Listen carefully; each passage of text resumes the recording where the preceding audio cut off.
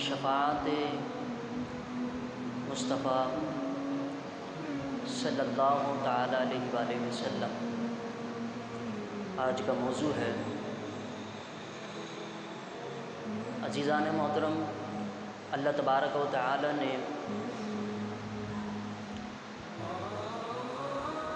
قرآن مجید و فرقان حمید میں ارشاد فرمایا وَلَسَوْفَ يُعْطِيكَ رَبُّكَ فَتَرْضَىٰ، ان قریب آپ کا رب آپ کو بہت سی چیزیں انعام کے طور پر نوازے گا۔ اللہ رب العزت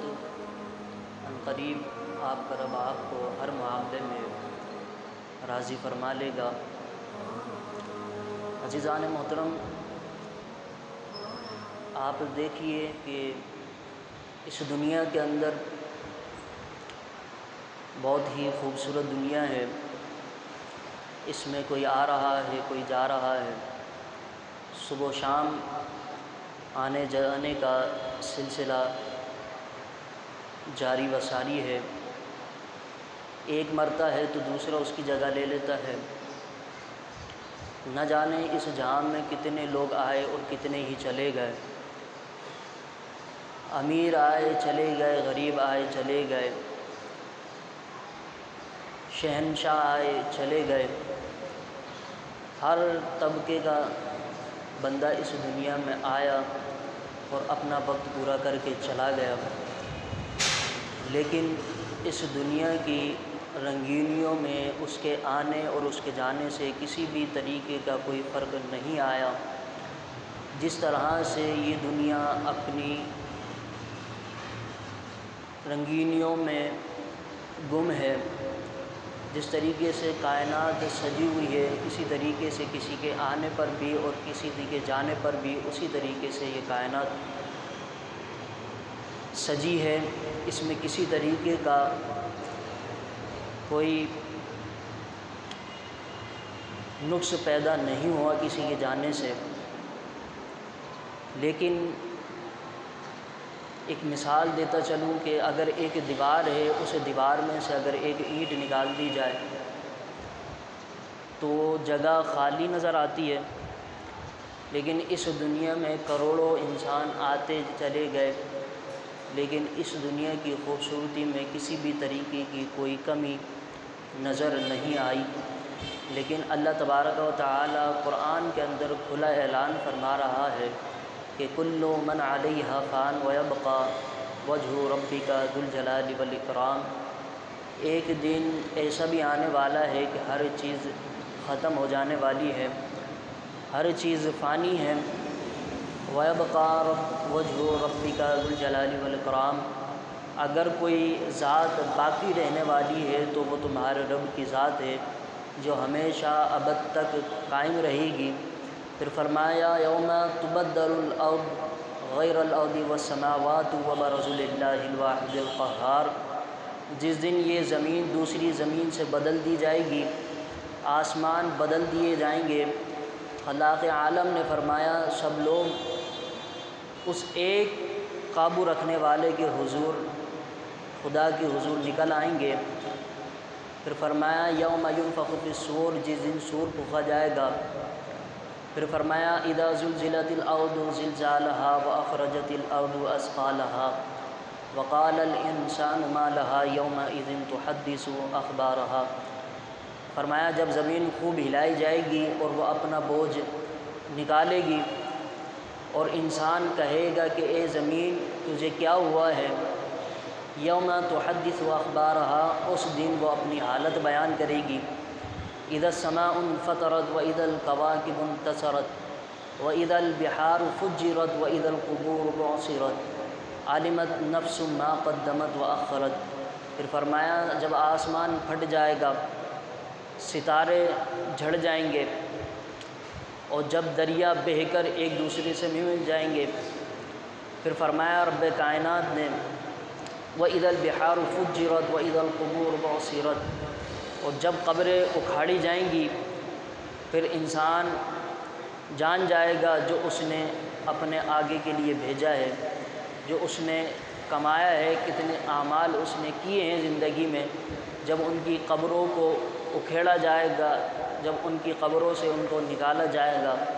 پھر انسان کو معلوم ہوگا کہ اس نے اپنے دنیا میں رہتے ہوئے اس نے اپنے لیے کیا کیا ہے۔ پھر فرمایا رب کائنات نے وَيَوْمَ نَحْشُرُ مِنْ كُلِّ أُمَّةٍ فَوْجًا، جس دن ہر قوم میں سے ایک گروہ کو اکٹھا کریں گے۔ رب کائنات نے فرمایا یوم یقوم الناس لرب العالمین، جس دن سب لوگ پروردگار عالم کے حضور کھڑے ہوں گے۔ یوم لا ينفع مال ولا بنون، جس دن نہ مال کام آئے گا نہ ہی اولاد کام آئے گی۔ یوم لا یغنی عنہم، یوم لا یغنی مولا ام مولا شیئا، اللہ عالم نے اپنے کلام مجید و فرقان حمید میں ارشاد فرمایا جس دن عالم یہ ہوگا کہ کوئی دوست کو نفع نہیں پہنچا سکے گا۔ یوم یفر المرء من اخیہ و امہ و ابیہ و صاحبتہ و بنیہ، فرمایا جس دن آدمی اپنے بھائی سے بھاگے گا، اپنی ماں سے بھاگے گا، اپنی ماں سے، اپنی بہن سے اور اپنے بیٹوں سے بھاگے گا۔ یعرف المجرمون بسیماہم، گناہگار اپنی پیشانی سے پہچانے جائیں گے۔ وامتازوا اليوم ایھا المجرمون، فرمایا رب کائنات نے اے گناہگارو آج نیکوکاروں سے الگ ہو جاؤ۔ الیوم نختم علی افواہہم وتکلمون ایدیہم وتشہد ارجلہم بما کانوا یکسبون، اس دن حال یہ ہوگا، اس وقت عالم یہ ہوگا کہ رب کائنات نے ارشاد فرمایا جب کوئی کسی کے کام نہیں آئے گا، نفس نفسی کا عالم ہوگا، باپ کو اپنی پڑی ہوگی، بیٹے کو اپنی پڑی ہوگی، ماں کو اپنی پڑی ہوگی، ہر ایک انسان کو اپنی ذات کی پڑی ہوگی۔ اس وقت حال یہ ہوگا، فرمایا جائے گا وامتازوا اليوم ایھا المجرمون، گناہگاروں نیکوکاروں سے الگ ہو جاؤ، گناہگاروں تمہارا نیکوں کے ساتھ کھڑے ہونے کا جواز نہیں بنتا۔ اور فرمایا جائے گا رب کائنات کی بارگاہ سے الیوم نختم علی افواہہم، پھر ان کے منہوں پر، ان کے زبانوں پر مہریں لگا دی جائیں گی، ان کی زبانوں کو لاک کر دیا جائے گا، ان کی زبانوں کو بند کر دیا جائے گا، پھر زبان کلام کرنے کی طاقت نہیں رکھے گی۔ رب کائنات نے ارشاد فرمایا پھر وتکلمون ایدیہم، پھر حال یہ ہوگا کہ ہم ان کی زبانوں پر تو مہر لگا دیں گے، لیکن ان کے ہاتھ جو انہوں نے اپنی زندگی میں ان ہاتھوں سے کام کیے ہوں گے، وتکلمون ایدیہم، فرمایا پھر ان کے ہاتھ کلام کریں گے، وتشہد ارجلہم بما کانوا یکسبون، پھر فرمایا جائے گا زبان تو بند کر دی جائے گی۔ اس وقت اگر ان کے جسمانی اعضاء میں سے اگر بات چیت کرنے کی جو بات آئے گی تو فرمایا پھر حال یہ ہوگا کہ ان کے جسم ان کی گواہی دیں گے، ان کے ہاتھ ان کی گواہی دیں گے، ان کے پاؤں ان کی گواہی دیں گے۔ پھر رب کائنات نے ارشاد فرمایا روز محشر رب کائنات اپنے بندوں کو سب کو یکجا جمع فرمائے گا اور ان سے حساب و کتاب فرمائے گا۔ تو رب کائنات نے ارشاد فرمایا وَلَسَوْفَ يُعْطِيكَ رَبُّكَ فَتَرْضَىٰ، عن قریب اے محبوب آپ کو ہم آپ کی امت کے معاملے میں آپ کو ہر طرح سے راضی فرما لیں گے۔ عزیزان محترم، اس تمام باتوں کا اور ان تمام آیات بینات کا مشاہدہ کرنے کے بعد چند آیتیں ایسی گزری ہیں جن میں رب کائنات نے ارشاد فرمایا کہ یوم لا یغنی مولا ام مولا شیئا، کہ کوئی کسی کے کام نہیں آئے گا، دوست کا نہ ہوگا، ہر ایک انسان کو اپنی پڑی ہوگی، کوئی بھی کسی کے کام نہیں آئے گا۔ تو جب کوئی کسی کے کام نہیں آئے گا، قرآن کا یہ حتمی فیصلہ ہے، تو پھر ہم گناہگاروں کو جہنم سے نکالنے والا کون ہوگا؟ سوال یہ بنتا ہے کہ اگر ہم گناہگار ہیں، سیاہ کار ہیں، ہمارے اعمال اس طرح نہیں ہے کہ ہم اللہ کے حضور کھڑے ہو سکیں، ہم اللہ کے حضور اپنی شکلوں کو اللہ کی بارگاہ میں پیش کر سکیں، ہمارے چہرے اس قابل نہیں ہیں، لیکن اللہ تبارک و تعالیٰ کی بارگاہ میں ہم کھڑے ہوں گے، نہ ہمارے اعمال ایسے ہیں کہ ہم جنت میں جائیں، لیکن اس وقت جنت میں لے جانے والی کون سی ذات ہوگی؟ تو رب کائنات اسی کو مشاہدہ فرما رہا ہے کہ وَلَسَوْفَ يُعْطِيكَ رَبُّكَ فَتَرْضَىٰ، کہ ان قریب آپ کا رب آپ کو راضی فرما لے گا۔ عزیزان محترم، ان آیات بینات میں کہ کوئی کسی کے کام نہیں آئے گا، جب کوئی کسی کے کام نہیں آئے گا تو گناہ گار پریشان ہے کہ اب وہ اپنے گناہوں کی معافی اور اللہ کی بارگاہ میں کھڑا ہے اور کس طریقے سے اللہ کو راضی کرنا ہے۔ وہ حالات تو اس وقت نہیں ہوں گے، جو راضی کرنا ہے وہ دنیا میں کر لینا ہے، لیکن آخرت میں اگر کوئی راضی کرنے والا رب کو اگر کوئی ہوگا تو وہ صرف ایک ہی ذات ہوگی جس کا نام آمنہ طلال ہے۔ وہ ایک ہی ذات ہوگی کہ وہ اپنے رب کو راضی کر رہی ہوگی، وہ اپنے رب کے حضور کھڑے ہوگا اور اپنے رب کے حضور کھڑے ہو کر اپنی امت کی بخشش کے لیے دعائیں فرمائیں گے۔ یہ میرے آقا کا مقام ہے، یہ میرے حضور کی شان ہے کہ اللہ تبارک و تعالی آپ کو بروز معاشر یہ مقام عطا فرمائے گا۔ اور یہ میدان معاشر کا عالم کس طرح کا ہوگا، اس کی ایک جھلک بھی میرے رب نے آج بیت اللہ کی مقام پر رکھ دی ہے۔ حاجیوں کا جب آپ وقت اٹھا کر دیکھیں تو جس طریقے سے حجاج طواف کعبہ کر رہے ہوتے ہیں، اس کے حضور کھڑے ہوتے ہیں، تو رب تعالیٰ وہی معاشر کا میدان کا ایک ایگزامپل سامنے رکھ کر دنیا کو مشاہدہ فرما رہا ہے کہ دیکھ لو جس طریقے سے یہ میرے حضور آ کر کھڑے ہو جاتے ہیں، اسی طریقے سے بروز معاشر تم سب نے یہاں اس طریقے سے جمع ہونا ہے۔ کہ رب کائنات نے ایک ایگزامپل دی ہے کہ اس طریقے سے سب کے سب اللہ میرے حضور کھڑے ہوں گے، اور ہر ایک انسان یہی کہہ رہا ہوگا کہ اللہ اکبر، مولا تو سب سے بڑا ہے۔ تو رب کائنات کی بارگاہ میں ہم گناہ گاروں کی شفاعت کرنے والا کون ہوگا؟ آقا کریم صلی اللہ تعالیٰ علیہ وآلہ وسلم نے ارشاد فرمایا کہ میں روز قیامت میں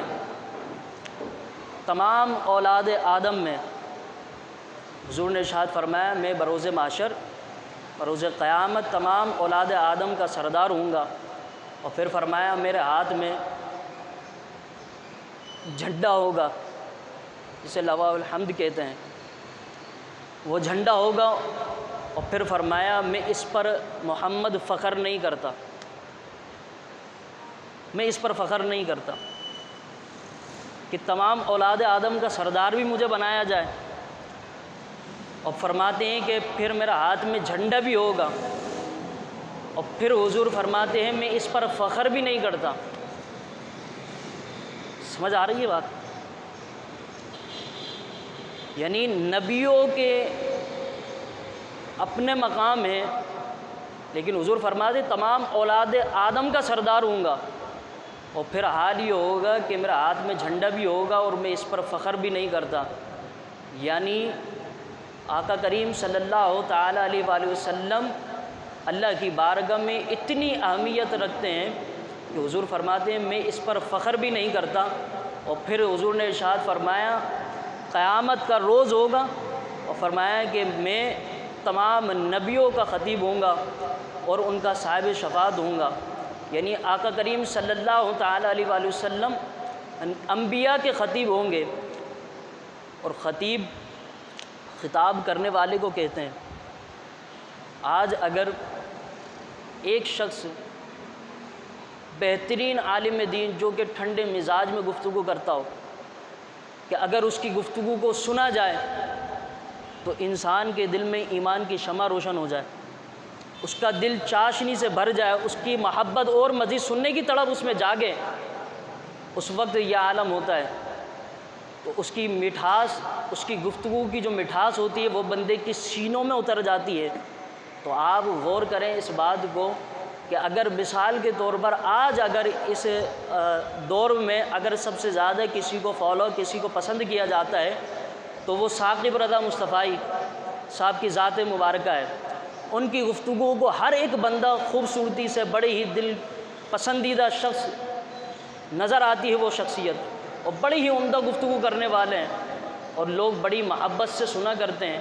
اور کہتے ہیں کہ یار ان کی گفتگو سنتے ہیں تو دل میں ایک ٹھنڈ پڑ جاتی ہے، ان کا لہجہ دل کے اندر ٹھنڈ دیتا ہے۔ اور میں نے کہا جب ایک عام امتی کے غلاموں کی، حضور کے غلاموں کی آواز میں اللہ نے اتنی تاثیر رکھی ہے، تو جب یاد کرو نا اس وقت کو، اس لمحے کو اپنے سامنے رکھو نا کہ جب آقا اپنے امتیوں سے گفتگو فرما رہے ہوں گے۔ آج ایک گناہ گار اپنے آقا کے امتی کی آواز کو سن کر اس کا دل ایمان سے بھر جاتا ہے، اس کے اندر چاشنی پیدا ہوتی ہے، اور جب غلاموں کی آوازوں کا یہ عالم ہے تو پھر محمد مصطفیٰ کی آواز کا عالم کیا ہوگا، پھر ان کی کلام کا عالم کیا ہوگا، ان کی آواز مبارک کا کیا عالم ہوگا کہ حضور جب گفتگو فرمائیں گے، سرکار اللہ کی بارگاہ میں عرض کریں گے کہ مولا میری امت کو بخش دے، تو ہم گناہ گار حضور کی سماعت کو جب سماعت فرمائیں گے تو آپ سوچیں کہ اس وقت اللہ رب العزت اپنے محبوب کو کیا رفعت اور بلندی اور مقام عطا فرما رہا ہوگا۔ حضور نے ارشاد فرمایا کہ اللہ تبارک و تعالی نے ارشاد فرمایا، محبوب اگر آپ چاہو تو آدھی امت کی بخشش فرما لو، اور اگر چاہو تو شفاعت لے لو۔ آپ چاہو تو آدھی امت کی بخشش لے لو، اگر چاہو تو شفاعت دے لو۔ آقا کریم صلی اللہ تعالیٰ علیہ وآلہ وسلم نے جب یہ سنا تو پھر رب کائنات کی بارگاہ کے اندر عرض گزار ہوئے، یا رب العالمین مجھے آدھی امت نہیں چاہیے، مجھے اگر چاہیے تو اپنے گناہ گار بھی چاہیے اور اپنے نیکوکار بھی چاہیے، مجھے پوری امت چاہیے، مجھے شفاعت چاہیے یا رب العالمین، بس مجھے شفاعت عطا فرما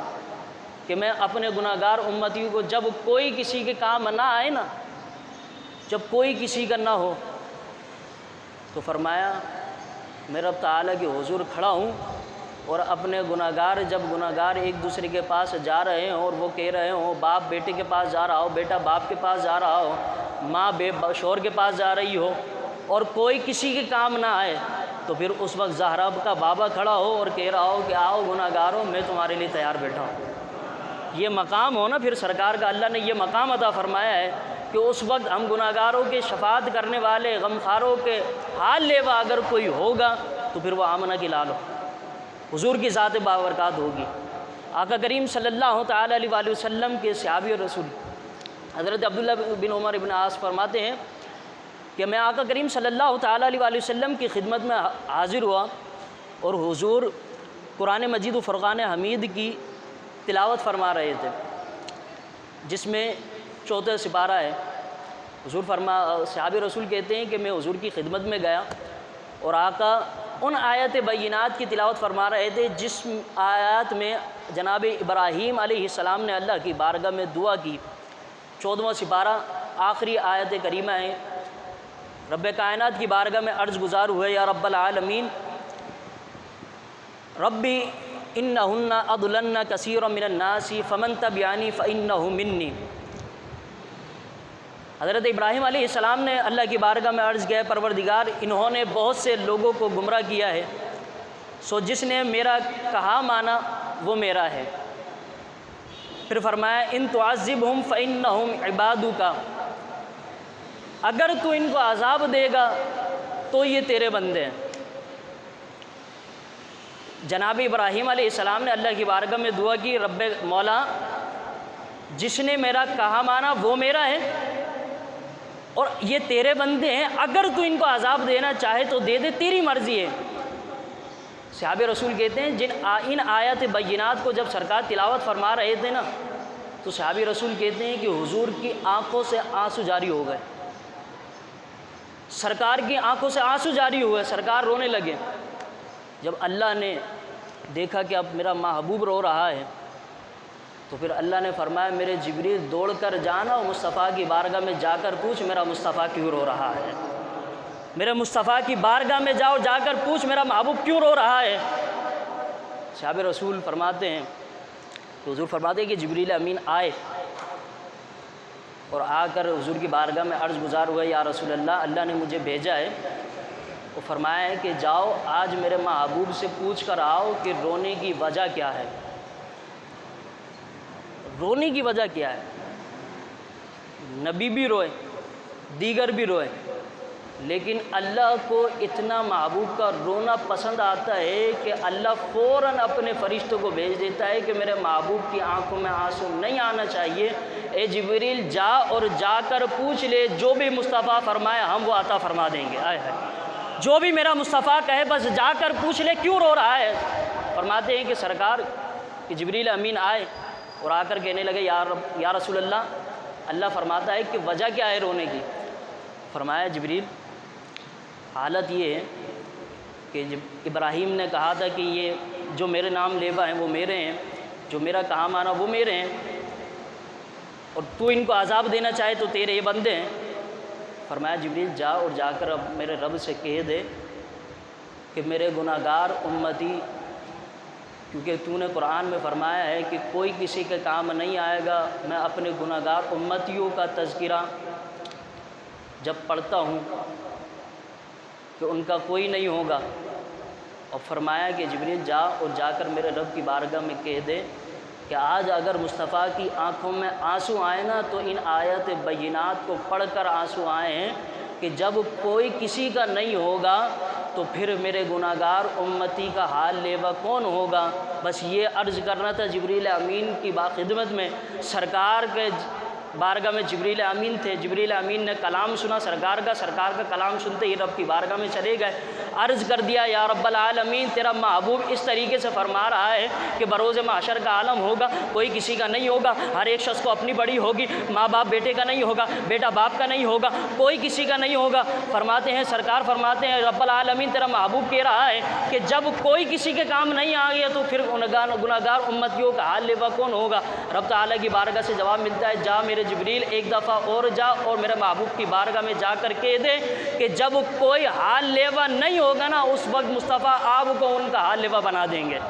فرمایا جاؤ اور جا کر کہہ دو میرے محبوب کی خدمت میں کہ جب کوئی کسی کے کام نہیں آئے گا نا اس وقت محبوب آپ کو بنائیں گے۔ اور پھر فرمایا جاؤ اور جا کر یہ آیت بھی پیش کر دے وَلَسَوْفَ يُعْطِيكَ رَبُّكَ فَتَرْضَىٰ، ان قریب محبوب آپ کا رب آپ کو اتنا عطا فرمائے گا کہ آپ کو ہر چیز کے اندر راضی فرما لے گا۔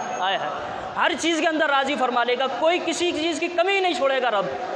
ہر ایک معاملے میں آپ کا رب آپ کو راضی فرما لے گا۔ اور حضور فرماتے ہیں کہ جب گناہ گار امتی بروز محشر، سرکار فرماتے ہیں کہ جب میدان محشر کا عالم ہوگا اور سورج سوا نیزے پر ہوگا اور ہر ایک شخص پسینے کے عالم میں مبتلا ہوگا اور اس کا حال ایسا ہوگا پسینے میں کہ ایسا محسوس ہوگا جیسے کہ ابھی پانی سے نہا کر نکل کر آیا ہو، اس عالم میں امتی گناہ گار ہوں گے۔ فرمایا میدان معاشر کا جب عالم یہ ہوگا نا اور ہر ایک شخص یہ کہہ رہا ہوگا کہ ہمیں کوئی بچا لے، ہمیں کوئی بچا لے، کوئی تو ہمارا حال لیوا ہو۔ ہر ایک انسان باپ کے پاس جائے گا اور کہے گا بابا آپ جب بھی میں مصیبت میں پڑتا تھا آپ میرے کام آیا کرتے تھے، بابا آج میں اس طریقے سے میرے ساتھ نہ جانے کیا سلوک ہونے والا ہے، بابا آج میرے کام آ جائیں۔ بابا فرمائیں گے آج میں تیرے کام آنے والا نہیں ہوں،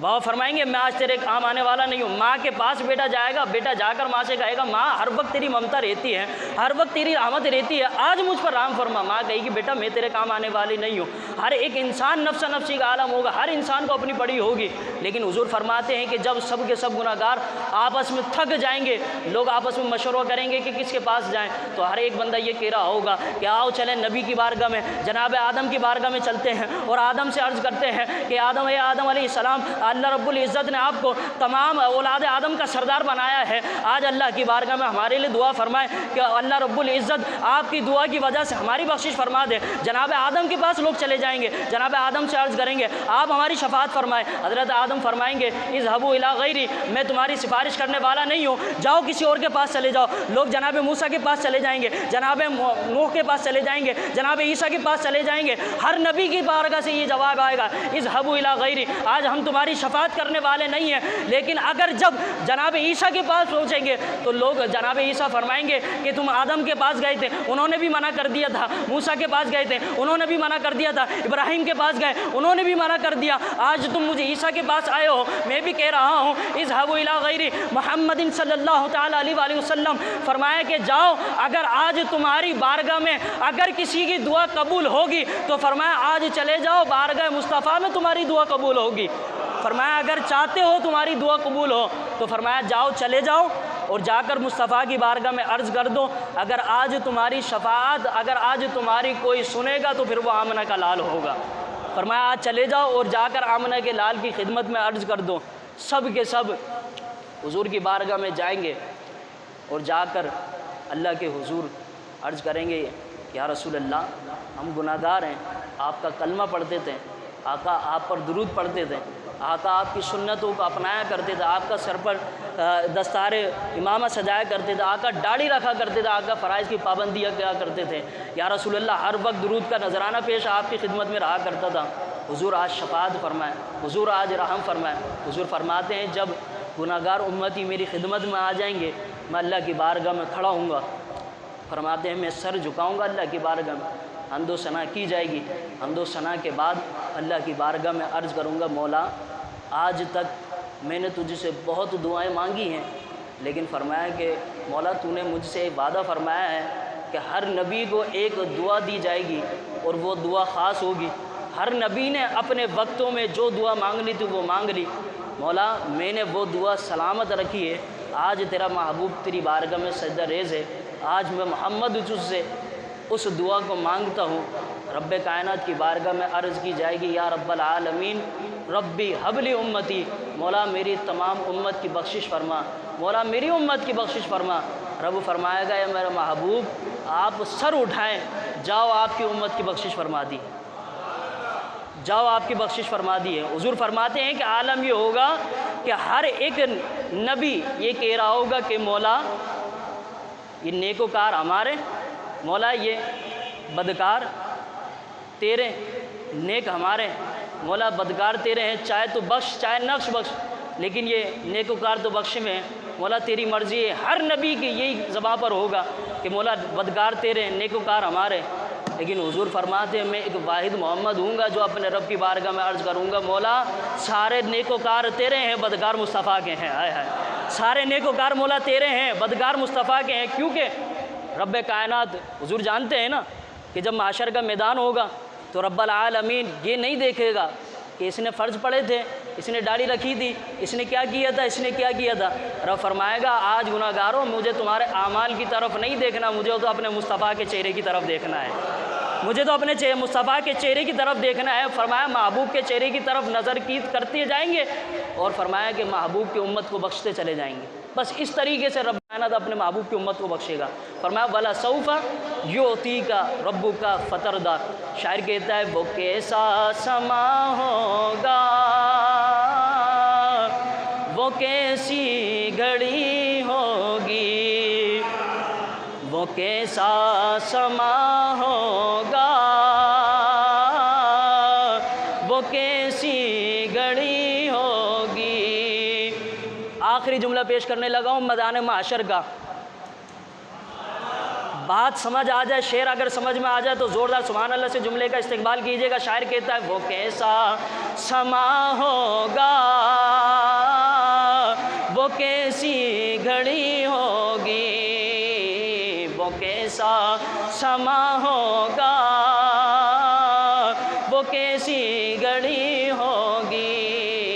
جب پہلی نظر ان کے چہرے پر پڑ رہی ہوگی، ہائے ہائے وہ کیسا سما ہوگا، وہ کیسی گھڑی ہوگی جب پہلی نظر رخ مصطفیٰ پر پڑ رہی ہوگی۔ گناہ گار مصطفیٰ کا چہرہ دیکھیں گے، اپنے آقا کا چہرہ دیکھیں گے، اور جن کو دیکھا نہیں ہے، کبھی زندگی میں نہیں دیکھا، بن دیکھے لا الہ الا اللہ پڑھ لیتے ہیں،